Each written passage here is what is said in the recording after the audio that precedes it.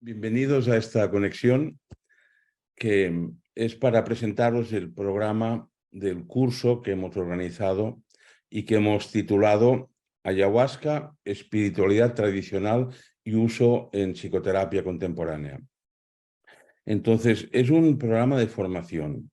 Es un programa de formación, yo creo que es el primero que se ofrece en el mundo, eminentemente aplicado, lo cual significa que hay una parte teórica, una parte científica, una parte de psicoterapia y una parte práctica, por supuesto. Entonces, dados los problemas legales, que espero que pronto acaben, que hay para usar abiertamente la ayahuasca en psicoterapia o en con cualquier otro objetivo en los países occidentales, por eso decidimos hacer la parte práctica en Ecuador, país en el cual la ayahuasca pues forma parte de su consumo tradicional, de sus tradiciones sagradas, ancestrales, y también para ello hemos montado un centro que también hoy aprovecho para presentaros, que se llama la Casa Etno Ahuano, que está justo a la entrada de la selva, ¿no? Sobre un río precioso, que es el río Napo, un río enorme. Entonces, arrancamos este centro, la Casa Etno Ahuano, antes de la pandemia, para tener un lugar serio donde ofrecer tratamientos con ayahuasca y tratamientos que sean realmente transculturales, o sea, que haya aportación del chamanismo, de sus tradiciones ancestrales por un lado y de la psicoterapia, del uso en psicoterapia por otro lado, ¿no? Por eso os digo que va a ser un curso eminentemente aplicado, pero aplicado no significa una colección de recetas, como suele entenderse, sino aplicado significa que vamos a dar mucha importancia, por ejemplo, a la función, que es algo que hoy día se olvida con demasiada frecuencia, entender la función, no solo las formas, sino la función, por ejemplo, del uso de ayahuasca, del contexto, del estado en que debe estar una persona, el estado psicológico, no anímico y físico también, que debe tener una persona para tomar ayahuasca. Entonces, digamos, que es un curso en el cual se va a dar esto, básicamente, ¿no? Con lo cual hay una mezcla, es un programa, yo diría, transdisciplinario, en el cual hay asignaturas propiamente científicas, aunque todo lo es, o sea, en las cuales se va a hablar de neurología, de neurociencias también, de etnobotánica, de pues, psicología, de bioquímica, de farmacodinamia de la ayahuasca. Por supuesto, se va a dar una pincelada de cada uno de estos ámbitos, pero también al lado de esto va a haber todo un contenido de psicología y de psicología profunda, ¿no? Entonces, por eso digo que es un programa mixto, en el cual se va a hablar de la dimensión científica de la ayahuasca, de la dimensión tradicional, o sea, digamos, hay un apartado del programa, si lo habéis mirado, que no es la mitad, pero es un programa para mí, es una parte para mí contundente, ¿no? El cual voy a hablar básicamente, voy a ser yo quien hable de el uso de la ayahuasca en las tradiciones amazónicas, o sea, para qué se usa y qué mitos de origen son los que justifican o dan razón de ser, ofrecen un relato, ¿no? A estas etnias sobre su uso de la ayahuasca. Y, y no hay que rebusarlo, o sea, digamos, cuando se habla de ciencia hoy día, a veces me duele, ¿no? Porque es como que tratar estas tradiciones como lo que son, como relatos de una realidad interna, de una realidad histórica también, de una realidad ecológica, social. Es como si fueran dogmas absurdos, ¿no? Como si fueran supersticiones que mejor olvidarlas y no hay que hacerlo, ¿no? Porque esas tradiciones llevan siglos y siglos creando un relato que permite entender, vivenciar, incluso cómo concebir lo que hoy día en antropología llamamos el conocimiento corporeizado, que no es un conocimiento analítico, pero es conocimiento por descontado, ¿no? Entonces, en este curso de espiritualidad tradicional y uso de la ayahuasca en psicoterapia contemporánea, vamos a tratar todas estas dimensiones, ¿no? Y luego a ver la dimensión aplicada, es decir, que el uso en psicoterapia occidental es un uso completamente distinto en la forma, no en la función. Es un uso distinto del que se ha hecho durante siglos y siglos en las distintas etnias amazónicas y andinas de las cuales surge la ayahuasca, ¿no? Pero aunque lo usemos, o aunque hable y lo expliquemos, no aprendamos este uso occidental, no por ello dejamos de lado, por ejemplo, el respeto necesario a las tradiciones de origen. Hoy día hay bastante la apropiación cultural, como se llama, ¿no? O sea, la piratería. Y hay que respetar esas tradiciones, hay que respetar el origen. Digamos que en un cierto sentido hay que reconocer al padre, como se dice en psicología, ¿no? Y es muy saludable reconocer al padre porque a todos nos pone en nuestro lugar en el esquema cósmico. Entonces, llevo más de 20 años trabajando en entender la función, como os decía antes, de los distintos ingredientes que configuran un buen trabajo o una buena sesión o una buena ceremonia de ayahuasca en estas culturas indígenas, ¿no? O sea, he estado más de 2 décadas haciendo trabajo de campo en la Amazonía colombiana y la Amazonía ecuatoriana. Y cuando llegué a entender la función, esto me permitió hacer el salto y decir, bien, y ahora esta función, de la cual voy a comentar algo ahora, ¿cómo se adapta a nuestro mundo? Porque nosotros no somos una sociedad animista en la cual creamos a pies juntillas y concibamos la realidad como un conjunto de fuerzas esotéricas, de poderes. No, nuestra cosmovisión es otra. Pero esto no implica que no podamos aprovechar el efecto de la ayahuasca y esto implica también que, que debamos cambiar, ampliar, la palabra sería ampliar nuestra concepción del ser humano, ¿no? De ahí que la ayahuasca no se puede tomar como un medicamento al uso de tantos miligramos por kilo de peso del paciente cada 8 horas o algo por el estilo, sino que hay que empezar por elaborar, como os decía hace un momento, un relato. Digamos, en Occidente teníamos el relato cristiano o musulmán, si hablamos del Islam, para referirnos al mundo de lo inmaterial, al mundo de las energías, que es un mundo tan real como el mundo de la bioquímica y de la materia. Pero lo hemos perdido, este relato. Y de hecho hay estudios serios, no hace mucho traduje uno del ruso, de cómo se decidió y en qué momento se decidió por parte de las élites dominantes en Occidente borrar del mapa todo lo que era la biofísica y centrarse en la bioquímica, ¿no? Es una historia bien documentada. Entonces, para iniciarse en el uso de la ayahuasca, que es el objetivo básico del curso del cual estoy hablando, ¿no?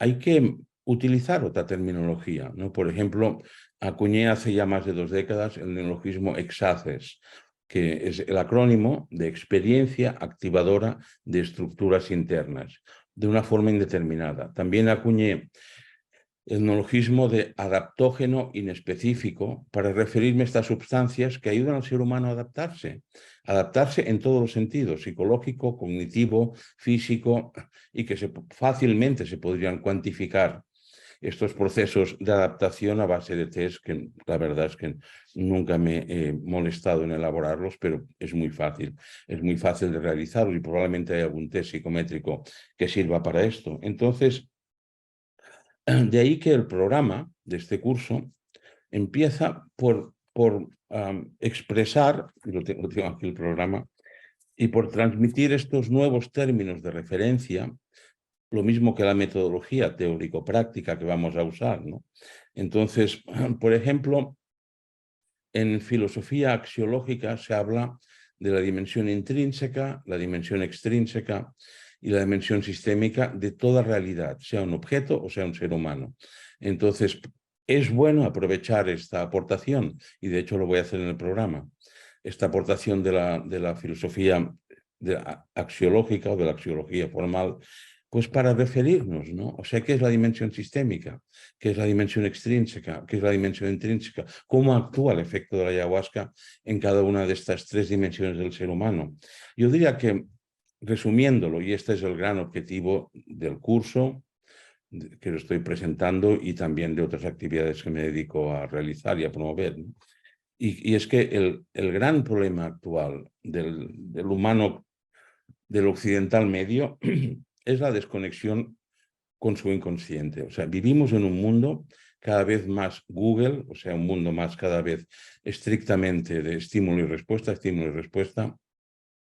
respuestas cada vez altamente más condicionadas y más previsibles por parte de las élites corporativas, que son las que nos tienen atrapados en las redes, ¿no? Entonces, nos hemos ido desconectando en el último medio siglo de una forma tremenda de nuestro inconsciente.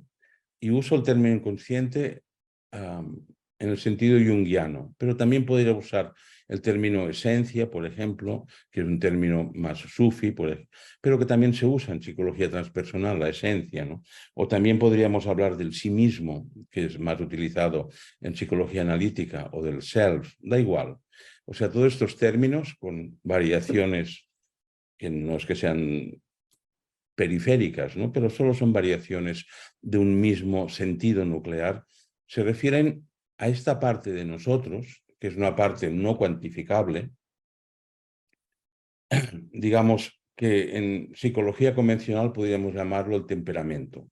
Ya sabéis que en psicología convencional se separa o se discrimina entre el temperamento, que es esto indefinible con lo que nacemos, y el carácter o la personalidad, que es lo que se va desarrollando a lo largo de la vida. Digamos que el temperamento se va adaptando al contexto y va creando con ello el carácter o la personalidad. Entonces, nos hemos desconectado de esta esencia, ¿no? De esta dimensión inefable que, repito, atendiéndonos a la psicología de los arquetipos, a la psicología junguiana, podríamos ubicarlo en nuestro inconsciente profundo. Y es esta parte nuestra, repito, no cuantificable, lo cual no significa no investigable o no científicamente observable. Pero es esta dimensión profunda que es de donde sale el sentido de la vida, de donde sale la capacidad de reconocer y de amar, por ejemplo, de donde sale la intuición, de donde sale el sentido de la pertenencia a algo mayor que mi propia individualidad y sus límites. Entonces, esto es lo que podríamos entender ahora aquí, grosso modo, por esencia. Y en nuestra sociedad occidental necesitamos recuperar urgentemente una conexión consciente con esta dimensión del inconsciente, aunque sea una paradoja, ¿no? Y el sentido de este curso y el objetivo último es facilitar la iniciación, enseñar, digamos, programar la iniciación para usar la ayahuasca con este último objetivo, de volver a conectar con nuestros arquetipos inconscientes, con nuestra esencia, repito, si queremos usar ese término.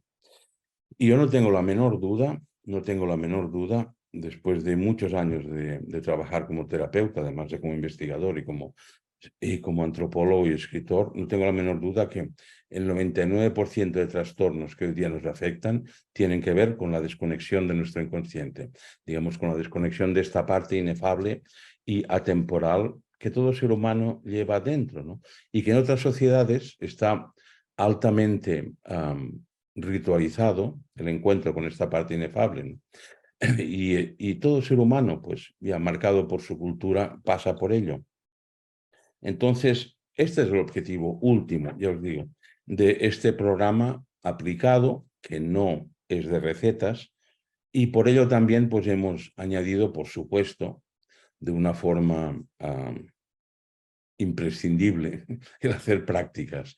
Y como mínimo durante el curso, si habéis mirado el programa ya lo sabéis, se van a hacer 2 prácticas, ambas en Ecuador, en la Casa de Nahuano, y una práctica va a ser el estilo tradicional y la va a dirigir un chamán quichua o shuar o achuara, hemos de acabar de pactarlo, y otra práctica, como mínimo, la voy a dirigir yo, digamos, aplicando una metodología completamente distinta, una cosmovisión completamente distinta, un ritmo completamente distinto y un relato distinto al relato de las culturas animistas o del relato chamánico, pero que es nuestro relato, ¿no? Digamos, con las personas que colaboran conmigo estos últimos tiempos Y saben que es uno de mis intereses principales, ¿no? Volver a desarrollar, a crear un relato que sea occidental y actual para acercarnos a las experiencias de estados expandidos de conciencia, o con enteógenos, en este caso con la ayahuasca, ¿no? O sea, nuestro relato médico sirve para sanar, es tan reduccionista que yo diría que más bien ofende el amplio espectro de abrir las puertas de la percepción más que ubicarlo realmente en un marco que sea útil para nosotros, ¿no? Es como si dijéramos que la música solo sirve para llenar el silencio cuando uno lleva a casa o para marcar el ritmo en los ambientes febriles de las fábricas, para marcar el ritmo de los trabajadores. Si alguien dijera esto de la música, sería un insulto, por lo menos para los que somos melómanos y experimentamos y conocemos y buscamos y gozamos de las múltiples dimensiones de la música, ¿no? Entonces, usar enteógenos solo que para curar, y además en el sentido tan restrictivo de curar, es algo que no podemos aceptarlo, ¿no? Lo cual no significa que no sea un mal relato, pero un relato tremendamente reduccionista, ¿no? Por ejemplo, algo que comento con frecuencia, que un buen uso de la ayahuasca en un contexto adecuado permite a las personas, por ejemplo, conformar, o sea, dar forma a un sentido último para su existencia, para su vida, sean personas más religiosas o no, desde el punto de vista de práctica, ¿no? Y, y para mí, por ejemplo, después de mucho tiempo y de atender pacientes, he llegado a la conclusión, y estoy plenamente convencido, que una persona que no tenga sentido para su vida, habría que considerar una persona psicológicamente enferma o con un cierto trastorno, porque el vivir sin saber cuál es el objetivo, el sentido último de mi existencia, esto es la base de la neurosis, y llega incluso a generar parálisis físicas, ¿no? Cuando uno no sabe para qué vive. En cambio, pues nuestros criterios diagnósticos convencionales no tienen en cuenta como una enfermedad psicológica o psicoespiritual o psicoemocional o cognitiva, depende de cómo se quiera enfocarlo. No tienen, no tienen en cuenta, pues, por ejemplo, esto, ¿no? Que algo que ayuda a una persona a integrar sus diferentes dimensiones psicológicas es una medicina, pero no en sentido convencional. Y de hecho, no solo yo, hay otros especialistas también que están empezando a denominar el efecto de la ayahuasca ya como un psicointegrador, porque ayuda de una forma que no sabe exactamente cómo, pero ayuda a integrar el pasado, el presente del individuo, su dimensión, su pequeña dimensión individual y algo más grande que podemos llamarlo el contexto espiritual o ecológico, en fin. Y para esto también hace falta un aprendizaje. O sea, tampoco es que uno tome ayahuasca o psilocibina, que ahora está con este globo tan de moda, y ya con el mero hecho de sentir el efecto de un psicodisléptico sale de su neurosis o su depresión. No es esto, no es esto, ¿no? Hace falta un aprendizaje. Y eso también es lo que quiero transmitiros junto con mis colaboradores, ¿no? Que van a impartir algunas horas de este curso, sea de la parte teórica, que se va a dar telemáticamente, o sea, la parte práctica que se va a impartir en la casa de Nahuano. Entonces, pues hay que aprender, y aprender significa poner voluntad para ello. Entonces, considerar un enteógeno como si fuera una aspirina, que uno tiene cierto dolor de cabeza, se toma la aspirina y le pasa por unas horas más o menos, desaparece la jaqueca. No funciona así los enteógenos, ¿no? Funcionan de otra manera y, repito, requieren un aprendizaje. De ahí, por ejemplo, que a lo que he observado repetidamente es que más o menos la mitad de personas que toman por primera vez ayahuasca no notan el efecto. No notan el efecto no significa que no les haga efecto. Y de hecho, hace ya años realicé electroencefalogramas que creo que fueron los primeros que se hicieron a sujetos bajo el efecto de la ayahuasca cuando aún no estaba prohibida, los dicen aquí en Barcelona. Y el efecto registrado por el electroencefalógrafo era el mismo en todos, pero en algunos de estos sujetos había una sensibilidad que les permitía reconocer enseguida el efecto. En cambio, a otros no, y hasta que no habían tomado 3 o 4 veces, tal vez no conseguían reconocer el efecto de la ayahuasca y soltarse a este efecto, ¿no? También en esta dimensión aplicada del curso, pues voy a exponer y voy a enseñaros diversas técnicas que he ido elaborando durante estos años para uso de psicoterapia, perdón, para uso de ayahuasca en psicoterapia occidental, no dentro de un marco chamánico curioso, ¿no? Que está fuera de nuestra capacidad de concepción. No, por ejemplo, pues desarrollé un método que he llamado de vaciado de imágenes. Y es algo fascinante, como cuando hay un cierto aprendizaje y hay una cierta voluntad para mantenerse uno, ¿no? Con la atención dirigida de determinada manera, uno puede ver fotografías de su propia infancia y no solo recordarlas, que esto sería algo más cognitivo, sino que el efecto de la ayahuasca permite a la persona incluso entrar o encarnar de nuevo, si se puede llamar así, aquel niño que fui con 4 años y tomar plena conciencia de lo que sufría aquel niño, de la vida que llevaba aquel niño, que era yo con 4 años, ¿no? Y ya sé que es algo que suena muy fuera de los cánones, pero es una cuestión de darle un poco más de forma expositiva y nada más, porque hace años que lo uso en psicoterapia, la técnica del vaciado de imágenes, y tiene un resultado terapéutico obvio y yo diría que incluso saludable para todo el mundo, ¿no? Pero, repito, que se requiere una cierta actitud, una cierta voluntad, un cierto aprendizaje. ¿Y qué más? Sí, y quería hablar media hora, 3 cuartos, para que haya tiempo, sin que se nos haga muy pesada esta conexión para vuestras preguntas. Pero si me lo permitís, voy a empezar respondiendo a algunas de las preguntas que han llegado al pedir la conexión, y así ya nos ahorramos. Sí.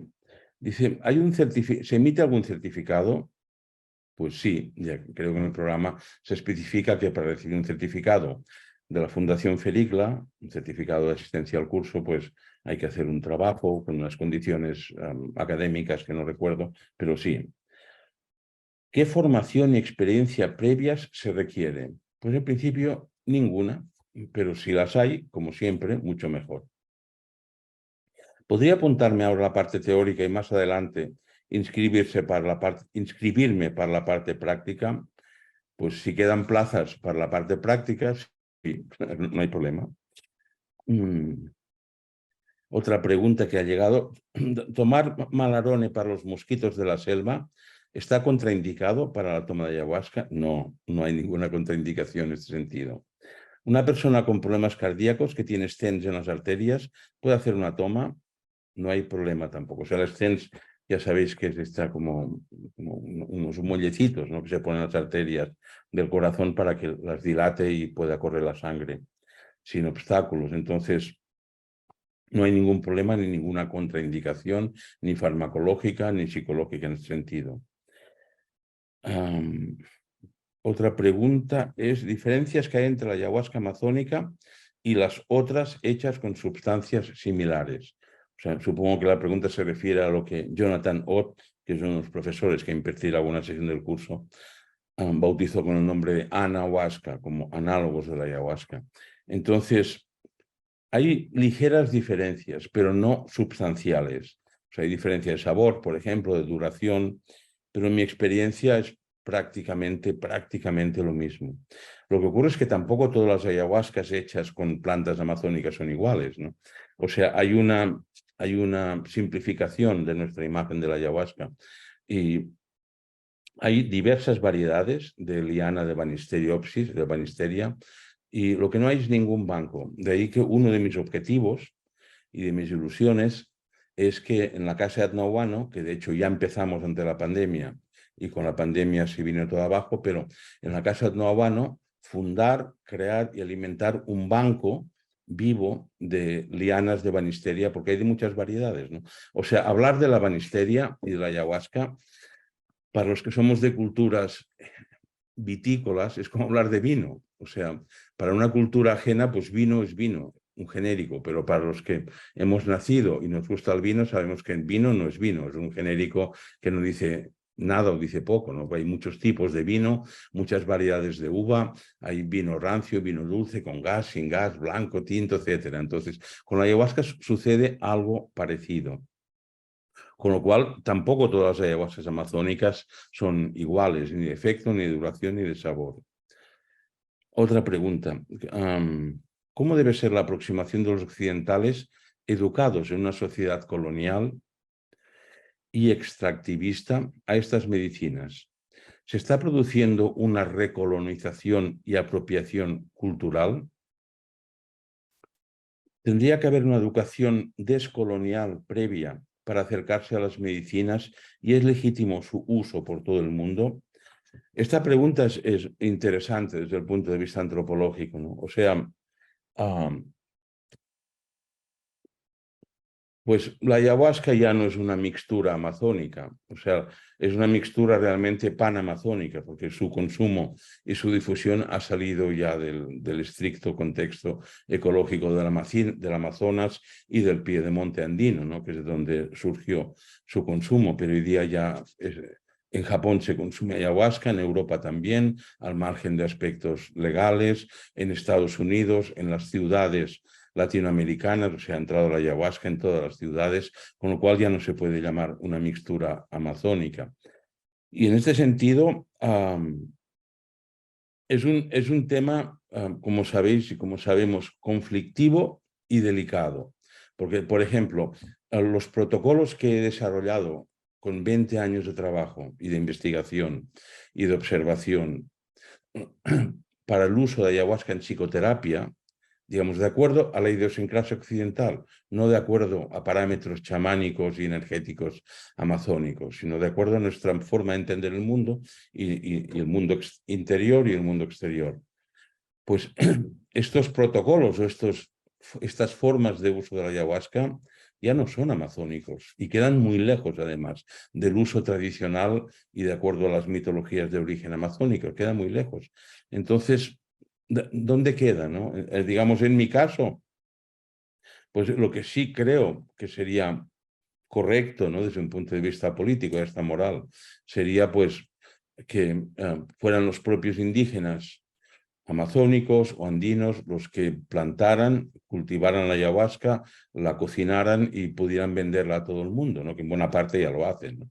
De hecho, hay un gran mercado, pero también es cierto que hasta donde sé, que no es un tema en el cual sea especialista, pero bastantes de los que venden la ayahuasca ya cocinada al exterior son norteamericanos, europeos que han ido a la Amazonía, han montado su enorme cocina industrial o semi-industrial para cocinar ayahuasca y ya está. Y compran, como mucho, compran las lianas o la materia prima a los indígenas, que en muchos casos, y esto sí tengo información de primera mano, como se está acabando, pues se la roban unos a otros para poderla vender a los occidentales. Y esto es como una rueda en la cual yo creo que nadie con ética debería entrar en ella, ¿no?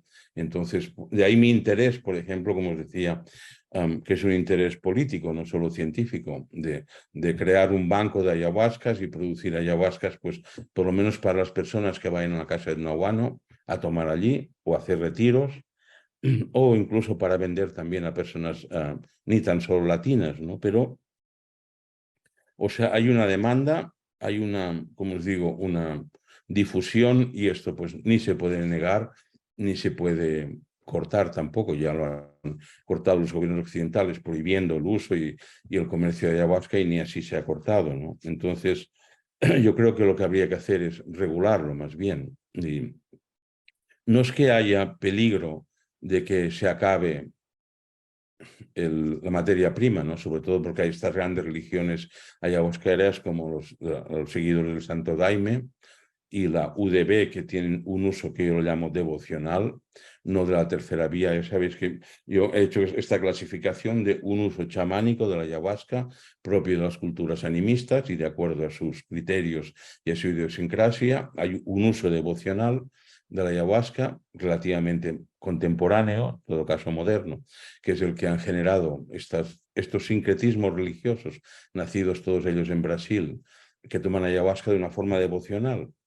Y luego está la tercera vía de uso, que es la que creé, fundé y estoy difundiendo, que es un uso de la ayahuasca para conectar con nuestra esencia de acuerdo a criterios psicológicos y cosmológicos e idiosincráticos europeos. Y con ello, pues también una aplicación psicoterapéutica, porque repito que para mí, y en mi experiencia, la mayor parte de trastornos tienen que ver con la pérdida del sentido de la existencia, de trastornos psicológicos, ¿no? Entonces, probablemente que la manera de no recolonizar estas sociedades indígenas o estos grupos étnicos sería pues que los propios occidentales nos hiciéramos cargo de producir la ayahuasca, pero respetando su origen, ¿no? O sea, pues a mí me parece fantástico, por ejemplo, que se compre la ayahuasca a productores indígenas, pero también animarlos a que ellos planten y siembren lianas y no tengan que robárselas unos a otros porque hay una escasez de materia prima que cada vez es más acuciante. Bueno, otra pregunta. ¿Cuál es el beneficio de hacer sesiones seguidas de ayahuasca? ¿Tipo una al día durante varios días? ¿O es mejor hacer sesiones espaciadas de varios días, semanas o meses? Pues tampoco hay, que yo sepa, una respuesta general para esto. Depende de cada persona, de sus objetivos, de sus necesidades. O sea, cuando una persona está siguiendo un proceso iniciático dentro de lo que es digamos, el proceso iniciático para chamanizar en la Amazonía o hasta donde sean los grupos étnicos que la usan de forma tradicional, el neófito tiene que tomar cada día durante meses, ¿no? Y hacer ayunos. Pero lo que se busca es una disolución de ciertos parámetros cognitivos de la individualidad para que el individuo, para que el sujeto, el neófito, viva de una forma corporizada, como decía, viva lo que es la unión, la conexión y la conciencia de todo su entorno natural. Pero si no es en estos casos tan específicos, pues depende de lo que la persona busque y del tiempo que la persona necesite para elaborar e integrar la experiencia. Que estos son dos pasos de los cuales también voy a hablar detenidamente, o si no yo, alguno de los colaboradores, como Eva Machado, que la veo aquí en la pantallita, o tal vez Jonathan, no creo, porque él se va a centrar más en aspectos etnobotánicos, pero para tomar ayahuasca, perdón, hay cuatro pasos. Hay cuatro pasos que no se pueden ni obviar ni menospreciar. El primer paso, y ahora dicho muy esquemáticamente solo, es la preparación. O sea, la persona tiene que prepararse. Y esto a veces lleva meses de prepararse para una toma de ayahuasca. Digamos, para entrenarse en este aprendizaje del que antes he hecho algún comentario. Una vez hecha la preparación, que tiene varios estratos o varios capítulos, la preparación, viene la experiencia en sí. Y la experiencia no es un individuo en una habitación hospitalaria o algo así, ni un individuo en medio de la selva alrededor de un fuego, sino que la experiencia implica un contexto, y el nuestro ha de ser un contexto básicamente lleno de simbología occidental que podamos entender y que podamos usar. Implica una sustancia, una cantidad, una calidad de la sustancia, en este caso de la ayahuasca, implica un estado en aquel momento del sujeto. Entonces, la preparación, la experiencia en sí. Después ha de haber forzosamente un proceso de elaboración de la experiencia. O sea, estas experiencias también podemos entenderlas así. Es abrir las puertas de la percepción, como dijo Aldous Huxley. Abrir las puertas de la percepción. Y lo que se experimenta, lo que se percibe, no digo que se ve solo, porque ver también sería un verbo adecuado aquí si no lo redujéramos solo a la visión, a lo ocular, ¿no? Se percibe una realidad inmensa que en términos psicoanalíticos diríamos se abren las puertas al inconsciente y lo que surge de este inconsciente, la conciencia tiene que elaborarlo, tiene que hacerlo pensable. O sea, estas experiencias con ayahuasca o con otros enteógenos no son pensables de pronto, son como un sueño tremendo, ¿no? Que te aparece y uno debe saber qué hacer con esto. Y este proceso de elaboración del material inconsciente a veces es una elaboración rápida, a veces requiere días. Y tener a mano todo un sistema simbólico y acompañamiento y guía a veces para que nos enseñe a pensar, o sea, ¿qué me ha pasado? ¿Cómo puedo pensar lo que me ha pasado? He tenido una visión de los poderes ocultos en la naturaleza, he tenido una visión o una experiencia corpórea de algo que surge de mí mismo, de mi inconsciente, es solo una explosión de creatividad, sin más. Esto es la elaboración, dicho en 4 palabras, repito. Y luego viene el proceso de integración, que es bien, todo esto que me ha pasado y que ahora lo puedo entender en estos términos, sean religiosos, sean psicoanalíticos, sean chamánicos, sean artísticos. Ahora que lo puedo pensar, ¿qué hago con esto? ¿Cómo lo integro en mi vida?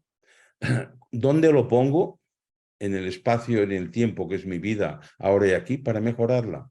Esto es lo que se suele llamar el proceso de integración. Y a veces el proceso de integración lleva meses y meses, con lo cual, ¿cada cuándo uno tiene que tomar ayahuasca? Pues depende de la persona, de la capacidad que tenga para elaborar la experiencia, de la experiencia en sí.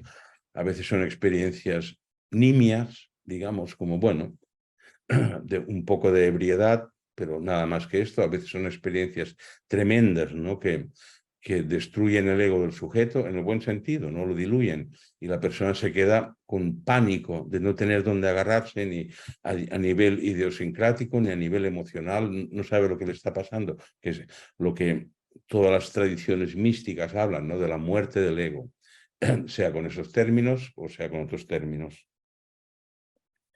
A ver, voy a seguir con algunas preguntas más y luego la abro para vosotros, que estáis en la conexión.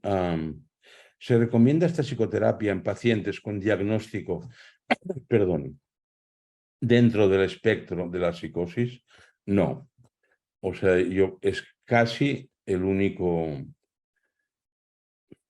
la única recomendación que hago: no tomar ayahuasca ni ningún tipo de enteógeno, personas que tienen algún problema psicótico en cualquiera de sus variedades, ¿no? Esquizofrenia, etcétera, ¿no? Entre otras cosas porque, digamos, ahora sin entrar en discusiones académicas o escolásticas, pero, por ejemplo, si recojo la aportación de Wilhelm Reich, que es uno de los grandes olvidados inmerecidamente por parte de la ciencia psicológica, psiquiátrica y médica contemporánea. Wilhelm Reich era médico, ¿no? Y lo mismo que Jung, y ambos se fueron derivando en sus trabajos e investigaciones hacia la dimensión psico.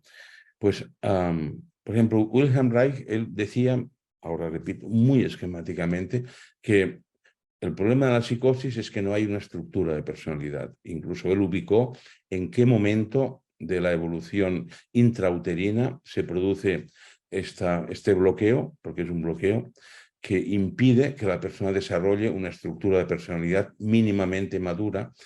Y un psicótico, dicho en términos reichianos, repito, es esto: una persona que no tiene estructura de persona, que no tiene estructura, ¿no? Un individuo que no tiene estructura de personalidad. Y uso de enteógenos es un uso que, para elaborar la experiencia, uno debe tener precisamente una estructura de personalidad madura que le permita después elaborar e integrar esta experiencia ritual de disolución del ego, por así decir, ¿no?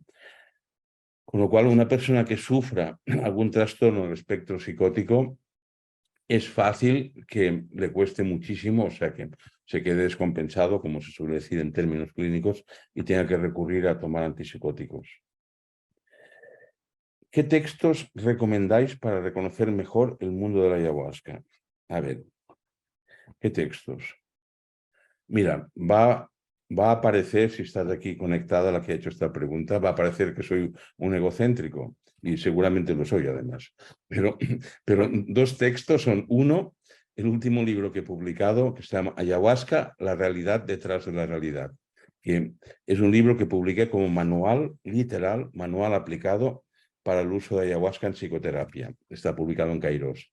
Y si te interesa otra dimensión como más biográfica o más de relato, en la Liebre de Marzo, hace 5 años, salió otra edición renovada y ampliada en mi libro Los jíbaros cazadores de sueños, que es un relato en clave biográfica de una parte de los años que estuve en la Amazonía trabajando e investigando sobre la ayahuasca, y es más como un relato. Y luego está, si te interesa un texto más técnico, Ayahuasca y Salud. Es una recopilación de textos hecha por José Carlos Bouso y Vía Labate, Ayahuasca y Salud, publicada también como mi diario personal, Los jíbaros cazadores de sueños, publicado por la editorial Liebre de Marzo. Después, una pregunta que a mí me ha resultado especialmente agradable y amable, ¿no? ¿Cuál es la importancia de conservar el valor sacramental de los enteógenos? Es mucha, o sea, para mí es que los enteógenos no deberían tomarse fuera de un marco ritualizado. Y es algo que hace tiempo que lo repito, y lo repito con frecuencia, ¿no? Que tengo el pleno convencimiento, y no es una cuestión solo subjetiva o de opinión,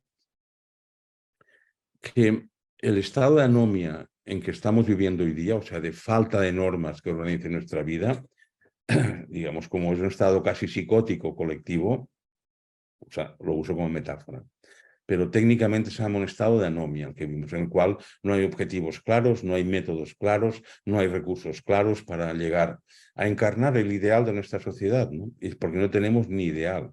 O sea, el ideal de nuestra sociedad, si uno le pregunta a un adolescente aquella famosa pregunta que a mí me hacían cuando era pequeño, ¿qué quieres ser de mayor? Y siempre dependía de quién hacía la pregunta, uno se quedaba pues dudando o no. Pero si a la mayor parte de adolescentes, si uno les pregunta esto, y es digamos, una prueba empírica que he hecho, la mayor parte dicen, quiero tener dinero. O sea, quiero ser rico.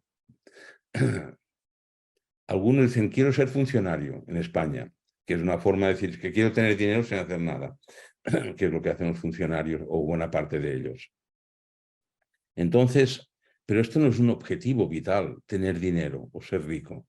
Esto no tiene nada que ver con un objetivo o una meta a alcanzar en la vida con esfuerzo personal que marque, digamos, el final de un camino para mi desarrollo. No, esto es otra cosa. Entonces, como os decía, yo tengo el pleno convencimiento que esta situación de anomia, en buena parte, es el resultado de la pérdida de los ritos iniciáticos. O sea, hace 70, 80 años que nos dejamos robar, literalmente, nos dejamos quitar los ritos iniciáticos, que son las experiencias que ponen orden a nivel colectivo y a nivel individual en las sociedades.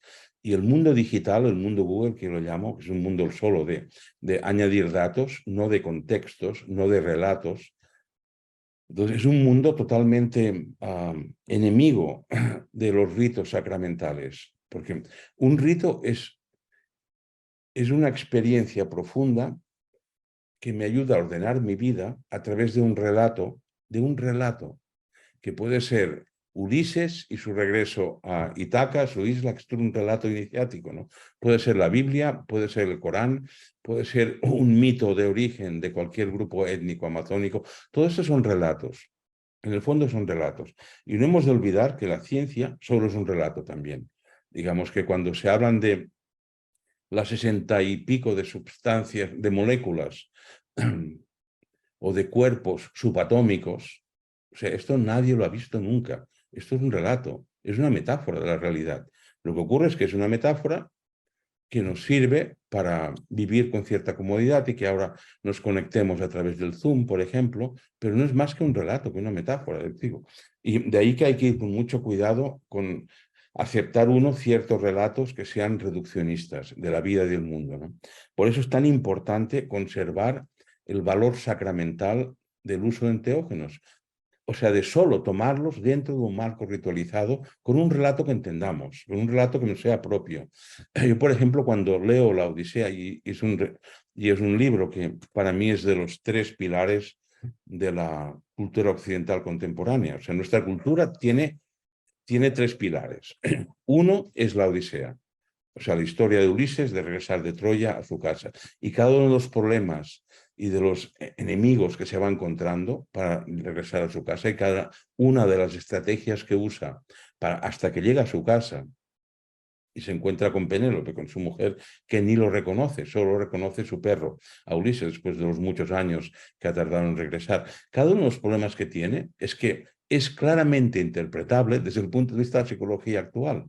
O sea, pues el polifemo, ¿no? ¿Qué simboliza el polifemo, el de un solo ojo? Pues esto, las personas brutas, las personas primarias que no ven, simplemente que ven muy poco y que se lo quiere comer y se quiere comer en fin. Luego, el otro gran pilar es la Divina Comedia de Dante, o sea que es la gran metáfora del viaje interior. Y el otro pilar de la cultura occidental es la Biblia.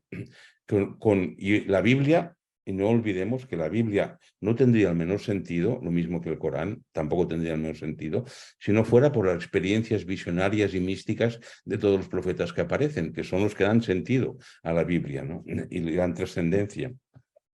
De ahí pues que hay que mantener, para mí y de hecho en el curso que os estoy presentando hoy, un capítulo muy importante que voy a tratar es el contexto. O sea, cómo hay que crear un contexto adecuado desde el punto de vista formal, desde el punto de vista simbólico, desde el punto de vista espiritual incluso, cómo hay que crear un contexto, porque hay métodos para crear un contexto, ¿no? Digamos, hay una técnica. Luego, otra pregunta simpática, ya voy a acabar aquí. La ayahuasca es para todos, pero no todos son para la ayahuasca, ¿verdad? Es una pregunta que no sé si la ha hecho alguno de vosotros o de vosotras estáis hoy conectados. Yo diría que ni la ayahuasca es para todos, ni todos son para la ayahuasca. Es así de simple, ¿no? O sea, hay personas como el Polifemo, del relato de Ulises, ¿no? De la Odisea, que no les va a hacer ningún bien tomar ayahuasca. O sea que abrir las puertas de la percepción los va a hacer, yo diría que más brutos todavía. Y de hecho hay esta imagen que es falsa, de que tomando ayahuasca uno se hace buena persona, se hace profundo, se hace espiritual, se hace solidario, y no es verdad. O sea, he conocido personas malas tomando ayahuasca y que se han hecho más malas todavía cada vez que han tomado ayahuasca. O sea, que esta conexión con lo inefable, esta conexión con lo atemporal, se ha transformado en mayor maldad en su vida cotidiana. O sea que ni la ayahuasca es para todos, ni todos están adecuados para ellos el tomar ayahuasca. Y luego la última pregunta es si hay estudios sobre embarazo y ayahuasca y si se puede consumir durante el embarazo y la lactancia. Mira, el único estudio que yo conozco, y vuelvo a mi egocentrismo, es un estudio que hice hace 1 año y medio, que está por publicar todavía, pero que lo podéis consultar en el blog que lleva mi nombre, que está dentro de la web de la Fundación Fericla, y se llama así Ayahuasca y Lactancia, o Lactancia y Ayahuasca. Entonces, es un estudio que hice sobre los peligros o las ventajas de tomar ayahuasca mientras una mujer está embarazada o durante la lactancia si ha tenido el bebé. Y la verdad es que no solo no es peligroso, sino que es altamente beneficioso el tomar ayahuasca. Incluso muchos grupos étnicos, muchos, dan ayahuasca a los bebés, por supuesto en dosis adecuadas y con la frecuencia adecuada de un par de veces al año como mucho, pero les dan ayahuasca y los bebés, yo esto lo he observado, o sea, los días después de tomar ayahuasca parece que florezcan, ¿no? Son mucho más conscientes, más pacíficos, se mueven más, pero con una psicomotricidad mucho más estable, a lo mejor que los días antes de tomar ayahuasca. Y son numerosas las tradiciones que, repito, podéis consultar en este artículo que está en mi blog. Son numerosas las tradiciones en pueblos ayahuasqueros, de tradiciones ayahuasqueras, en los cuales se habla bendiciones, incluso de las dosis que debe tomar la mamá cuando está embarazada, que debe ser una dosis más pequeña y qué pautas debe mantener la madre mientras está embarazada o si acaba de tener el bebé, si toma ayahuasca, en fin, todo esto que son datos etnográficos, repito, los podéis consultar en el artículo de ayahuasca y lactancia o al revés que está en mi blog. Y que espero incluirlo en mi próximo libro que se titulará Enteógenos y vida cotidiana. Y es una recopilación de artículos que he escrito de estudios, ¿no? sobre ese tema de uso de anteojos en la vida cotidiana. Bien, pues si la sala de mandos del webinar lo permite, callo y abro el micrófono para que pueda hacer preguntas.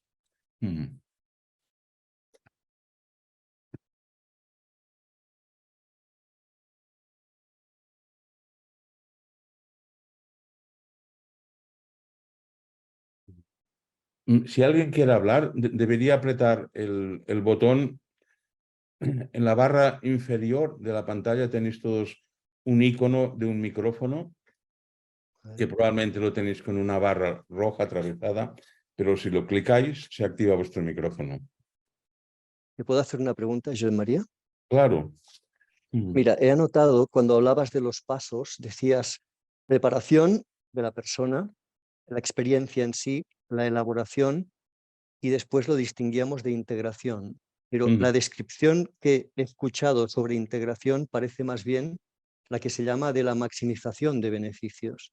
Vamos a tratar también los casos de problemas que aparezcan, no tan solo de la maximización, cómo hago para pasar a mi vida cotidiana esto tan maravilloso que he vivido, sino algo ha ocurrido que no estaba ni en mis planes, ni sé cómo usarlo y que más bien me ha descolocado.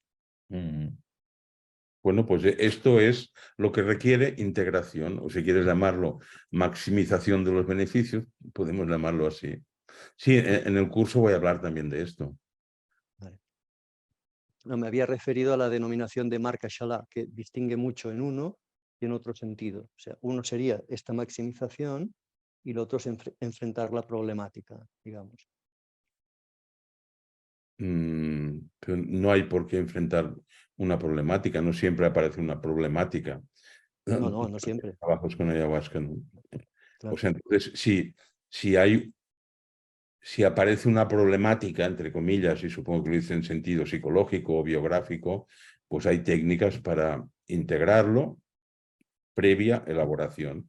O sea, primero hay que hacerlo pensable, digamos, porque si tú tienes, por ejemplo, ¿no?, que te aflore algún recuerdo de cuando eras pequeño y alguien pues que te asustó, te pegó o te maltrató y te ha quedado alguna herida o algún trauma. Yo le llamo experiencias bloqueantes, no tanto como traumas. Pues puede ser que esto lo elabores o lo entiendas desde un punto de vista estrictamente psicoanalítico y por tanto, digamos, materia para psicoterapia posterior, o puede ser que lo entiendas de otra manera, ¿no? Pues que te ha parecido un mal espíritu, un poder de la naturaleza y que te ha metido en tu mundo del imaginario estas visiones y que ahora estás sufriendo.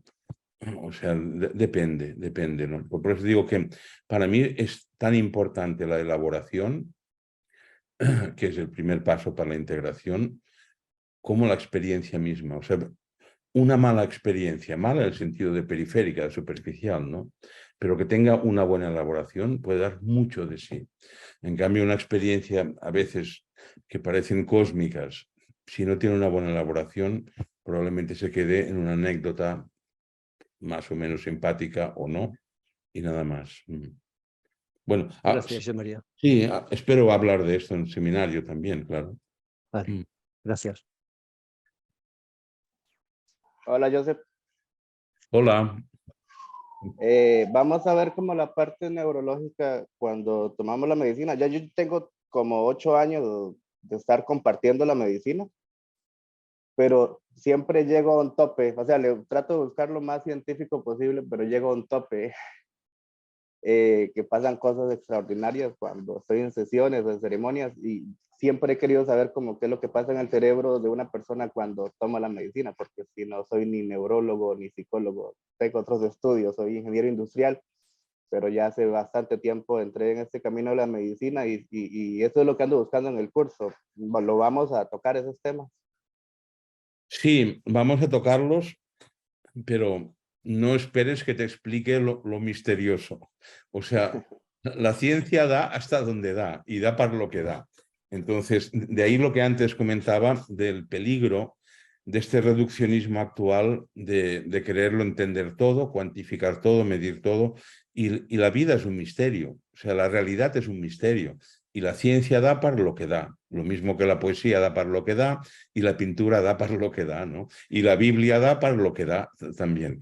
Pero ni la Biblia lo explica todo, ni la ciencia lo explica todo, con lo cual, durante el curso, Eva Machado, que es la persona que va a encargarse del tema de últimas investigaciones de neurociencia, pues va a exponer hasta donde se sabe y ya está. Otra preguntita que tengo.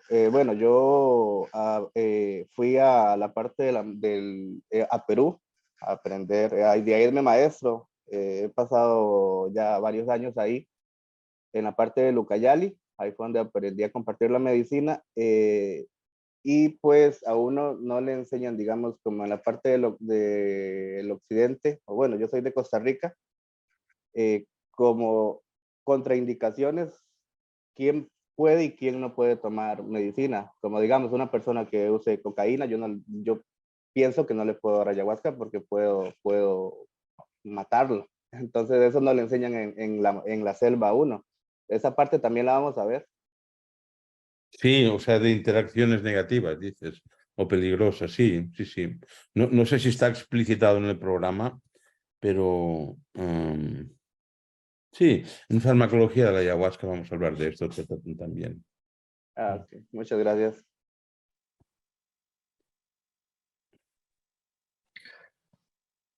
Hola, yo soy María, buenas tardes. Hola. Hola, mira, quería hacerte una pregunta que traslado de mi pareja, que estaba conectada y ha tenido que salir, pero le interesa esta pregunta, que es si se puede tomar ayahuasca si tienes en la familia antecedentes psicóticos y de trastornos límites de personalidad. Son antecedentes muy cercanos, ¿eh? En este caso de su madre. Pues yo diría que si tu mujer no ha tenido ninguna crisis psicótica y lleva una vida normal, pues, ¿qué podría tomar? O sea, y yo no tendría demasiado miedo en abrirle las puertas, ¿entiendes? Siempre que mira, en el tema de la ayahuasca, en el tema del consumo de ayahuasca, créeme que es más importante quién la da que quién la toma. Porque se abren las puertas de la percepción, literalmente. Y quien lleva la sesión debe saber exactamente lo que está ocurriendo, no en un sentido de controlarlo y reducirlo, sino de saber lo que está pasando, ¿no? De ahí que un consejo que siempre repito es nunca lleves sesiones, ni acompañes a nadie, ni quieras acompañar a nadie más lejos de lo que tú mismo has experimentado. Porque esto te da la garantía a ti y a las personas, a tus pacientes o a tus participantes en sesiones, de que no vas a llevarlos más allá de lo que puedes, ¿no? Pero si tu pareja, si tu mujer no ha tenido ninguna crisis psicótica en sí misma, pues... Y por otro lado, una cosa es la crisis psicótica y la otra cosa es un trastorno límite de personalidad, Sí. que son cosas, bueno, que son de etiología muy distinta. Perfecto, muchas gracias. Bueno, Buenas última tardes. pregunta. ¿Se me oye? ¿Se me oye? Ahora sí. ¿Sí? Sí, antes intentabas hablar y se te veía, pero no te escuchaba. Es el auricular que no funciona bien. José María, buenas tardes. A ver si soy capaz de explicar esta pregunta, pero algunos maestros han compartido que no es importante reparar lo psicológico en orden de alcanzar la realización, digamos, ¿no? O sea, que es como que un proceso que va intrínseco en el otro, ¿no? O sea que... ¿qué opinas del riesgo que puede haber en la toma de ayahuasca y otras sustancias? Sé que los enteógenos son diferentes, pero centrándonos en los enteógenos, ¿qué opinas del riesgo de, como antes decías, gente que con cierta malicia que ha multiplicado esa malicia, de que pueda alimentarse más el ego, alimentarse más y más, tal forma que la persona realmente no avance, digamos, en tanto hacia la realización y el autoconocimiento, sino que se pierda en el egocentrismo y en el conseguir, el tengo que mejorar, tengo que superar esto, los traumas, tengo esta misión, todo eso, querer encontrar todo eso. ¿Qué opinas? Gracias. Sí, o sea, esto que mencionas es es el gran peligro de los enteógenos, que estimulan el narcisismo o la egolatría o el egocentrismo, como dices, ¿no? Y de ahí que es tan importante que el contexto sea un contexto correcto, sacramental, si queremos usar ese término, aunque está bastante en desuso, porque, claro, uno se siente a hablar con Dios y se siente casi que lo tiene al lado, ¿no? Y esto no es verdad. Y de ahí que en la preparación, una buena preparación, pues hace hincapié en la humildad, por ejemplo, en el realismo, en esto básicamente, ¿no? En que cada cual tiene que aguantar su vela, como se suele decir, y que probablemente no va a resolver nada. O sea, para mí la norma básica para tomar ayahuasca, que lo digo a veces a mis pacientes, mira, no aprietes, no aprietes. La ayahuasca te dice esto, no aprietes, no aprietes. No quieras resolver nada, ver nada, experimentar nada, no aprietes, no aprietes y suéltate en todo caso, ¿no? Fluye, fluye. Y entonces, mira, los griegos de la época helénica, que sabían mucho de esto, ya sabes, tuvieron 1500 años durante los cuales el centro de su cultura, tanto simbólico como sacramental, como psicológico, como incluso político, eran los ritos mistéricos que celebraban en los distintos templos. Y o sea, sabían mucho de enteógenos. Y probablemente ha sido la civilización que más ha sabido y más los ha utilizado. Y del griego, de un mismo término arcaico griego, que era narcos, apareció el término narcótico y narciso, narcisismo. O sea, entonces es muy ilustrativo esto, ¿no? De la misma semilla aparece narcótico y narcisismo. Y narcótico en el sentido que usamos ahora para enteógenos, ¿no? De narcos. Porque los griegos lo sabían, que del uso de narcóticos o de enteógenos, como lo llamamos ahora, a que aumenta el narcisismo, es 1 milímetro. Y de ahí la importancia, como os digo, de quién da la ayahuasca, ¿no? Que sepa hacerlo de una forma realista, que sepa, no sé, que sepa transmitir esta idea de humildad, de la narración que antes os decía, ¿no? Por ejemplo, pues en la mitología griega, pues hay muchos ejemplos, ¿no? De cuando Ulises se marcha por sus fantasías, recibe el garrotazo de alguna de las dehesas o de los dioses o de los gigantes con los que se va encontrando, ¿no? Y es esto, ¿no? Por ejemplo, uno de los problemas que debe resolver Ulises es el encuentro con los lotófagos, que va a parar en su regreso a casa, a Ítaca, va a parar al país de los lotófagos, que era el país, dice la Odisea, ¿no? Era el país o el territorio de los consumidores de loto, por eso se llamaban los lotófagos en griego y en castellano también. Y el loto azul, es una planta que es altamente narcótica, que no entiendo muy bien cómo no se ha difundido, no se ha puesto de moda hoy día, porque además es bastante fácil de conseguir, no es ilegal, es barata, o sea, el loto azul, pero como estamos con todo este globo, que lo que no es anglo parece que no sirve para nada, o lo que no recibe la bendición de lo anglo, pues se ha quedado fuera. Pero los lotófagos, que Ulises fue allí y se quedó un tiempo anclado con ellos, pues era esto, solo hablaban de ellos y no hacían nada útil, solo hablar de ellos, o sea, digamos, es el término griego que aparece en la Odisea para hablar del narcisismo, ¿no? Entonces hay que ir, para mí este es el problema más real en el sentido de habitual, ¿no? Por ejemplo, que una persona entre en pánico tomando ayahuasca está dentro de las posibilidades, pero es muy inhabitual. Yo creo que ni un 1 por 1000 tienen este efecto secundario. Que una persona tenga una descompensación psicótica, pues tiene que ser psicótico antes, ¿no? Pero que una persona de pronto de tomar ayahuasca o si bien empiece a hincharse con su narcisismo, esto es el pan nuestro de cada día, ¿no? Y todo este renacimiento psicodélico para mí es la expresión explícita del globo que se está hinchando, que se está creando, de puro narcisismo, ¿no? Justificado con el tema de la medicina y de la salud, pero no hay mucho de fondo, ¿no? Por ejemplo, entonces, en toda esta oleada del renacimiento psicodélico, no hay ningún respeto ni mención por ejemplo, por los chamanes y los sistemas culturales de origen de donde han salido estos enteógenos. Es que ahí se los ha borrado, ¿no? Entonces, de todo lo que es la estructura ritual, se ha borrado. Todo es miligramos o gramos de enteógeno cada tantas horas y la persona en una cabina o de ketamina, ¿no? En una cabina de psicoterapia y encerrada, a lo mejor con algún terapeuta que la está acompañando. Pero esto no es, o sea, esto no es.